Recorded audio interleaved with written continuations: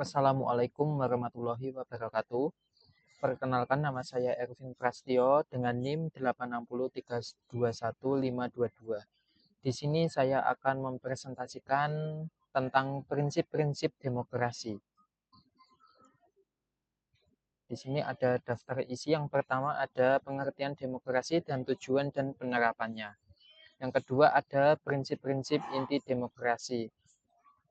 Yang pertama ada kedaulatan rakyat, rule of law, persamaan hak warga negara, pemilu yang bebas dan jujur, pemisahan kekuasaan, kebebasan berpendapat dan berekspresi, partisipasi rakyat.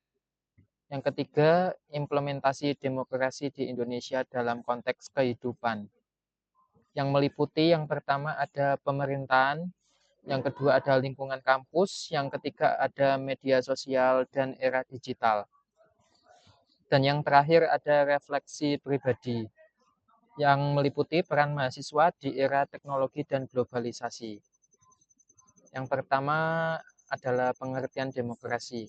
Pengertian demokrasi merupakan suatu sistem pemerintahan yang menempatkan kedaulatan di tangan rakyat, di mana seluruh warga negara memiliki hak yang sama untuk terlibat dalam proses penentuan kebijakan publik dan pengelolaan negara.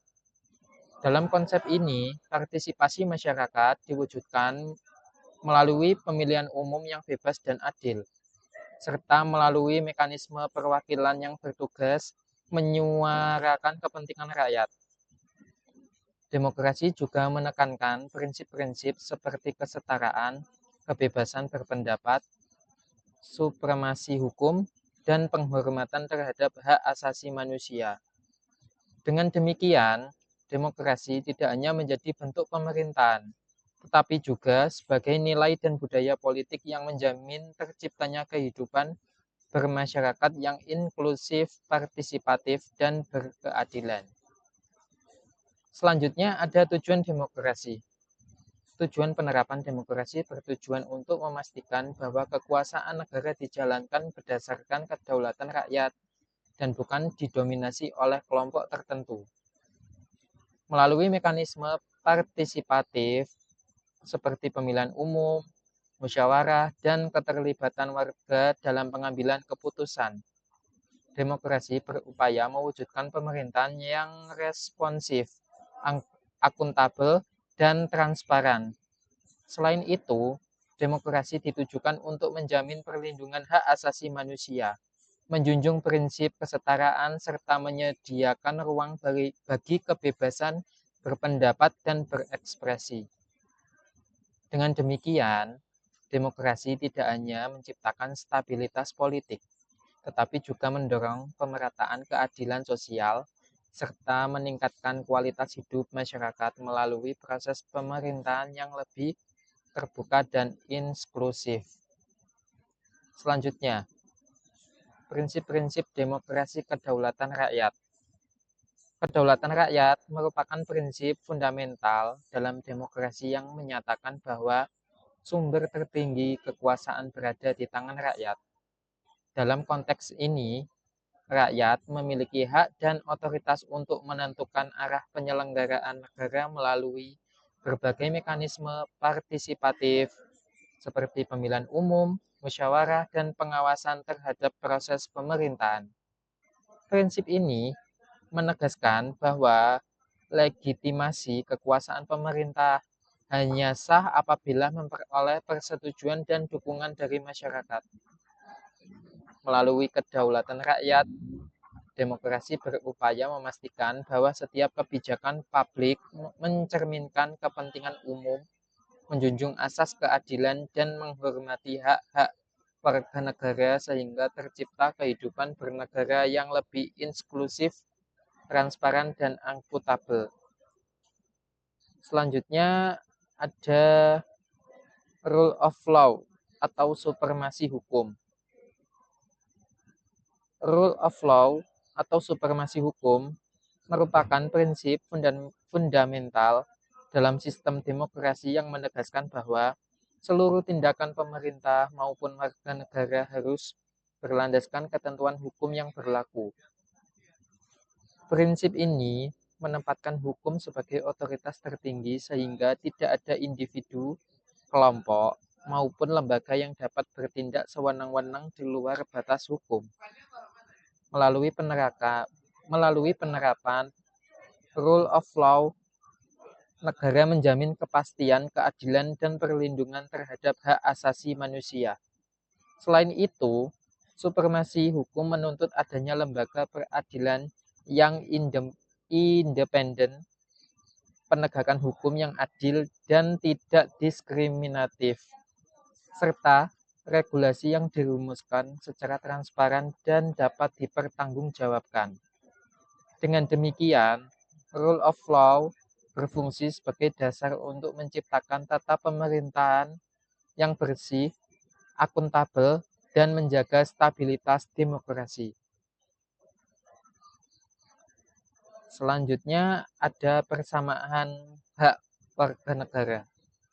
Persamaan hak warga negara merupakan salah satu prinsip utama dalam demokrasi yang menegaskan bahwa setiap individu memiliki kedudukan yang setara tanpa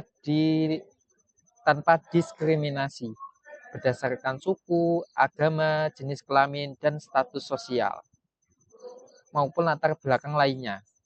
Prinsip ini menuntut agar seluruh warga negara memperoleh kesempatan yang sama untuk berpartisipasi dalam proses politik, seperti memberikan suara, mencalonkan diri, dan menyampaikan pendapat. Selain itu, persamaan hak juga mencakup jaminan terhadap perlindungan hukum yang adil, serta akses yang setara terhadap layanan publik. Dalam kerangka demokrasi, penerapan prinsip ini bertujuan untuk memastikan bahwa kebijakan negara benar-benar mencerminkan kepentingan seluruh rakyat, sehingga tercipta kehidupan bernegara yang inklusif, berkeadilan, dan menghormati martabat manusia.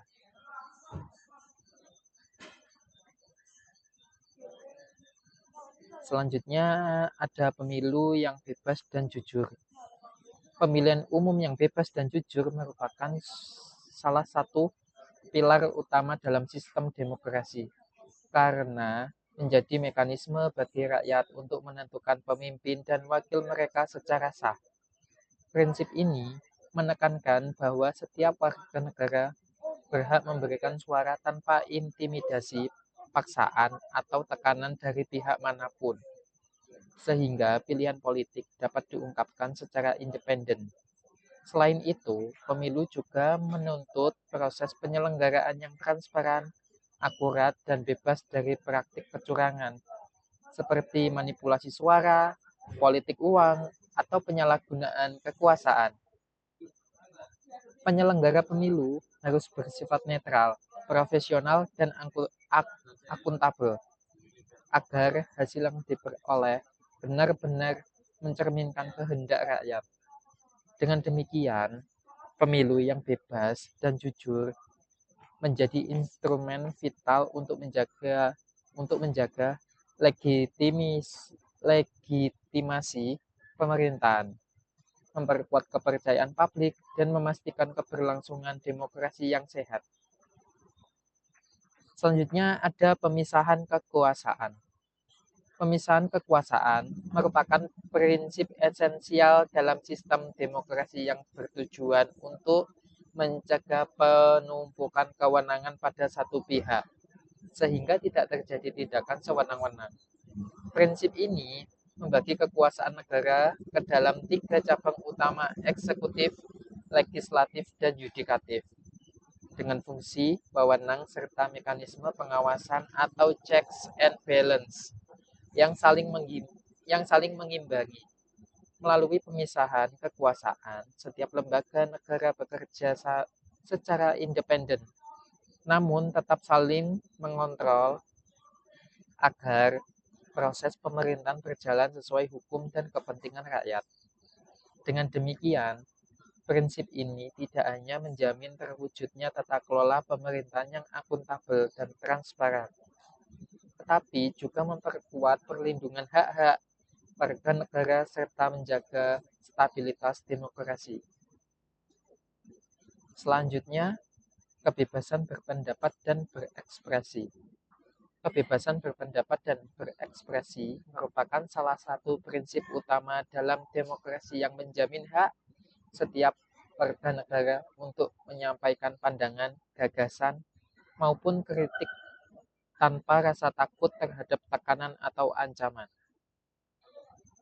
Prinsip ini mencakup kebebasan untuk berbicara, menulis, berkumpul, dan mengemukakan aspirasi secara damai dalam ruang publik. Melalui kebebasan ini, masyarakat dapat berpartisipasi secara aktif dalam proses politik, mengawasi jalannya pemerintahan, serta mendorong terciptanya pengambilan keputusan yang lebih transparan dan akuntabel.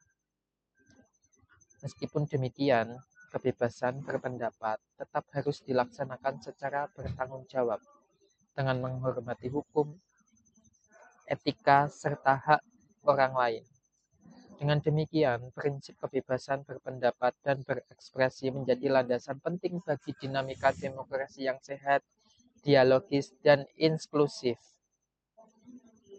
Selanjutnya ada partisipasi rakyat. Partisipasi rakyat merupakan prinsip fundamental dalam demokrasi yang menekankan bahwa setiap warga negara memiliki hak dan kesempatan untuk terlibat secara aktif dalam proses penyelenggaraan pemerintahan. Partisipasi ini dapat terwujud melalui berbagai bentuk, seperti memberikan suara dalam pemilihan umum, mengikuti musyawarah di tingkat komunitas, menyampaikan aspirasi atau kritik terhadap kebijakan publik, serta terlibat dalam organisasi masyarakat sipil. Dengan adanya partisipasi rakyat, proses pengambilan keputusan menjadi lebih representatif dan mencerminkan kebutuhan nyata masyarakat.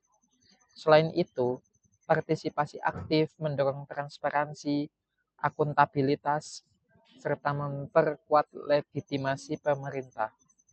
Dengan demikian, prinsip partisipasi rakyat menjadi pilar penting dalam menjaga dinamika demokrasi yang inklusif, responsif, dan berkeadilan. Selanjutnya, contoh penerapan demokrasi di Indonesia dalam konteks pemerintahan. Yang pertama ada pelaksanaan pemilihan umum atau pemilu secara luber dan jurdil. Pemerintahan menyelenggarakan pemilihan umum, legislatif, pemilihan presiden, serta pemilihan kepala daerah yang bersifat langsung, umum, bebas, rahasia, jujur, dan adil melalui pemilu. Rakyat memberikan mandat kepada pejabat publik yang akan menjalankan fungsi pemerintahan. Yang kedua ada pemisahan kekuasaan dan mekanisme checks and balance. Indonesia menerapkan pembagian kekuasaan antara lembaga eksekutif, legislatif, dan yudikatif. Setiap lembaga memiliki fungsi dan kewenangan yang berbeda, namun saling mengawasi untuk menjaga penyalahgunaan kekuasaan. Yang ketiga, penyusunan kebijakan publik secara partisipatif. Pemerintahan melibatkan masyarakat dalam proses perumusan kebijakan melalui forum konsultasi publik, uji dengan pendapat, serta ruang partisipasi dalam penyusunan undang-undang. Partisipasi ini memastikan bahwa kebijakan yang dihasilkan mencerminkan aspirasi publik. Yang keempat ada transparansi dan akuntabilitas pemerintahan. Melalui regulasi seperti undang-undang keterbukaan informasi publik, masyarakat dapat mengakses data dan kebijakan pemerintah. Selain itu, lembaga pengawasan seperti BPK, KPK, dan Ombudsman berperan memastikan pemerintahan berjalan transparan dan dapat dipertanggungjawabkan. Yang kelima, ada penegakan supremasi hukum atau rule of law. Pemerintahan menjalankan hukum secara adil tanpa pandang bulu. lembaga peradilan yang independen, dan penegakan hukum yang profesional menjadi bagian penting untuk menjaga keadilan dan mencegah tindakan sewenang-wenang. 6. Perlindungan hak asasi manusia dalam kebijakan pemerintah. Pemerintah menjamin hak-hak dasar warga negara melalui kebijakan di bidang pendidikan, kesehatan, keamanan, dan jaminan sosial. Upaya ini mencerminkan komitmen negara terhadap prinsip-prinsip demokrasi modern. Yang ketujuh, ada keterlibatan lembaga perwakilan dalam pengawasan pemerintah. DPR dan DPRD memiliki fungsi legislasi, anggaran, dan pengawasan untuk memastikan bahwa kebijakan pemerintah sesuai dengan kepentingan rakyat serta tidak bertentangan dengan prinsip demokrasi. Selanjutnya adalah contoh penerapan demokrasi di lingkungan kampus. Yang pertama ada pemilihan organisasi kemahasiswaan serta demokratis. Proses pemilihan ketua BIM, HIMA, atau organisasi mahasiswa lainnya dilakukan melalui pemungutan suara yang terbuka dan jujur, sehingga seluruh mahasiswa memiliki kesempatan yang setara untuk memilih maupun dicalonkan sebagai pemimpin. 2. Musyawarah dalam pengambilan keputusan organisasi. Rapat umum mahasiswa, sidang organisasi, atau forum komunikasi digunakan sebagai sarana untuk membahas serta menyepakati program kerja, kebijakan internal, dan solusi atas permasalahan kampus secara bersama-sama. 3.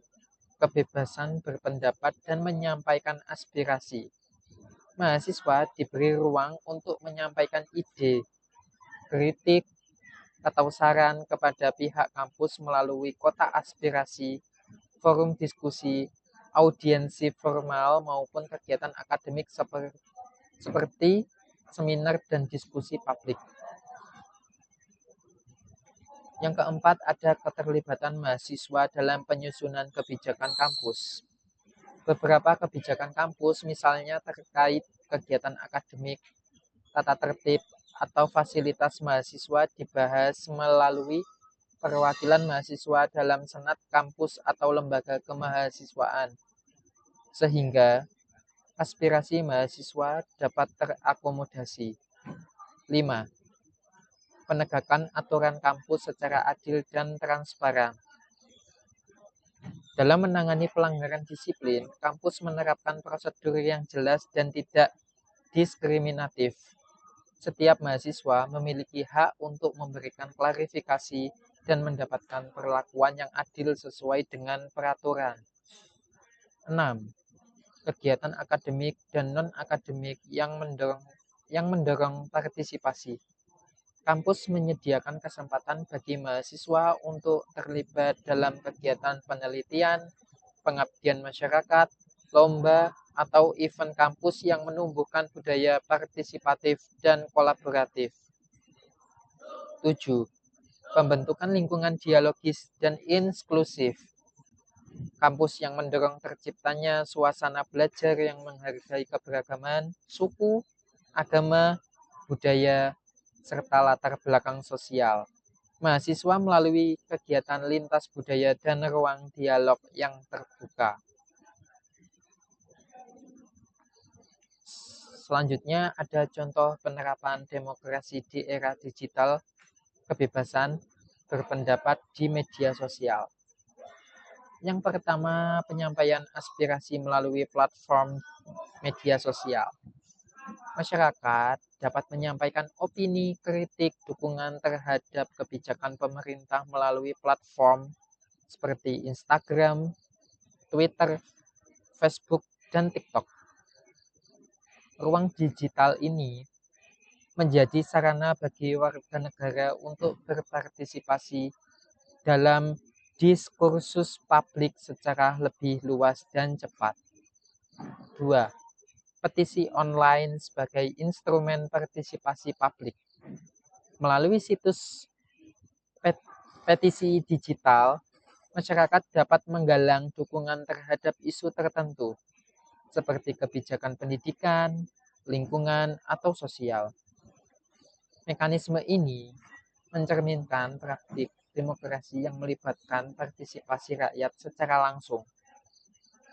Yang ketiga, diskusi publik dan webinar. Banyak lembaga, komunitas, dan kampus menyelenggarakan diskusi daring, seminar virtual, atau forum publik yang membahas berbagai isu nasional. Kegiatan ini membuka ruang dialog yang memungkinkan masyarakat menyampaikan pandangan secara bebas dan terstruktur. Yang keempat, ada transparansi informasi melalui akun resmi pemerintah. Pemerintah menyediakan akun media sosial resmi untuk menyampaikan informasi, membuka sesi tanya jawab, dan menerima masukan dari masyarakat. Praktik ini menunjukkan komitmen terhadap pemerintahan yang terbuka dan responsif. 5. Pengawasan publik melalui konten digital.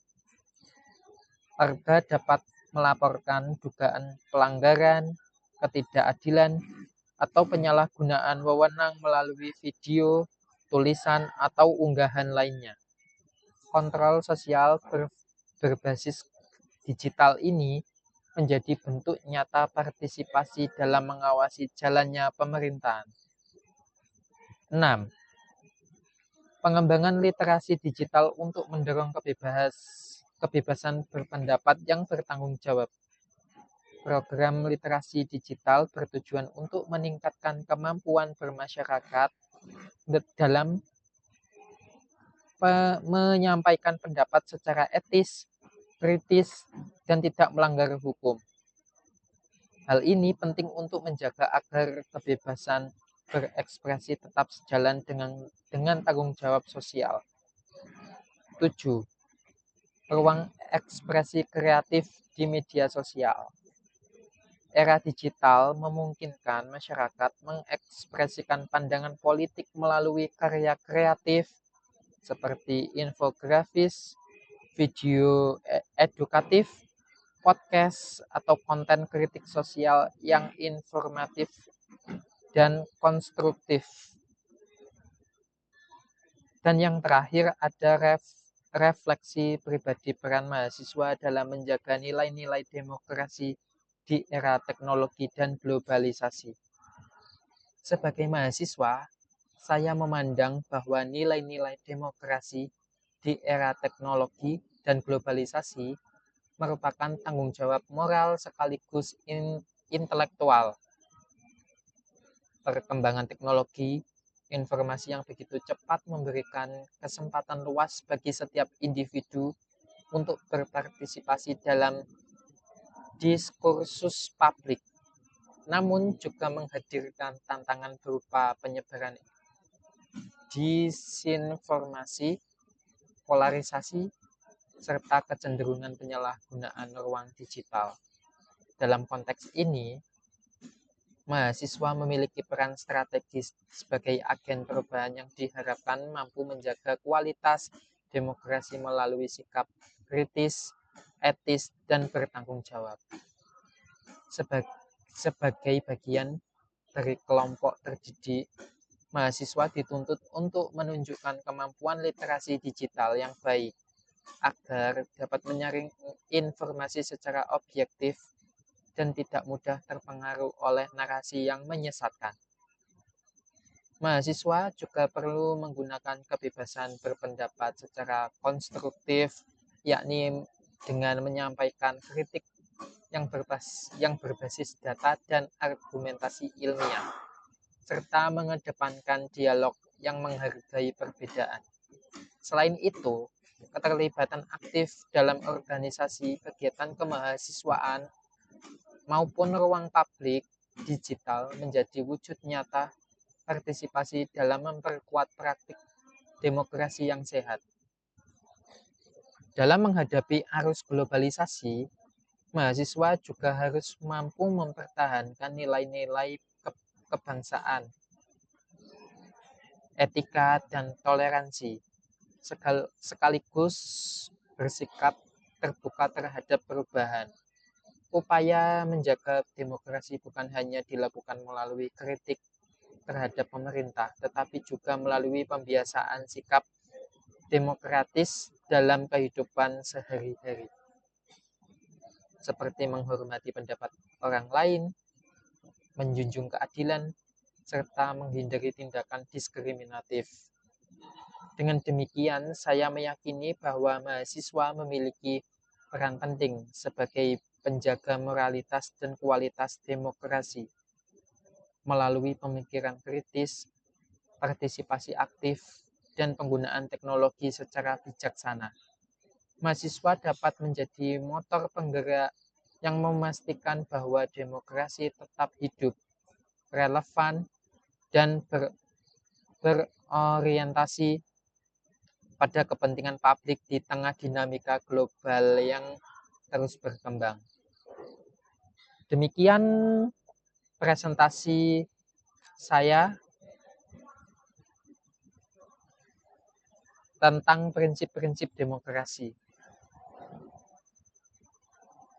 Demikian presentasi yang saya jelaskan. Apabila ada salah, saya mohon maaf.